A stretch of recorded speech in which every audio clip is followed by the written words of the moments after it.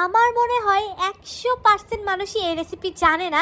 প্রথমে 2টা ডিম নেবেন, ডিমের ভেতরে দিয়ে দেবেন 1.5 চা চামচ ইস্ট এবং দিয়ে দেবেন 1/3 কাপের মতো চিনি। চিনিটাকে ডিমের সাথে খুব ভালোভাবে মেশানোর পর এখানে দিয়ে দেবেন 1/3 কাপের মতো তেল। তেল দিয়ে এটাকে আবারও খুব ভালোভাবে মিশিয়ে নিয়ে এখানে দিয়ে দেবেন 1 কাপের মতো ময়দা। ময়দা দিয়ে এটাকে খুব ভালোভাবে এরকমভাবে মিশিয়ে নেবেন।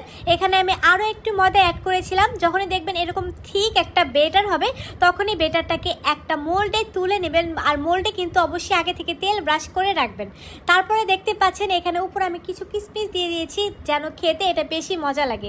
তারপর একটা সসপ্যানে মোল্ডটাকে বসিয়ে দিয়ে ঢাকনা দিয়ে ঢেকে দিয়েছি, আর এমনভাবে ঢেকেছি যেন ঢাকনা দিয়ে কোনো প্রকার বাতাসই না বের হয়। প্রায় 30 মিনিট পর দেখতে পাচ্ছেন এটা কিন্তু আমার একদমই হয়ে গিয়েছে। এটা আমার মেক করতে প্রায় 20 থেকে 30 মিনিটের মতো সময় লেগেছে। দেখতে পাচ্ছেন খুব সুন্দর সফট একটা পাউরুটি হয়েছে, কোনো মতামতির ঝামেলা ছাড়াই কিন্তু এই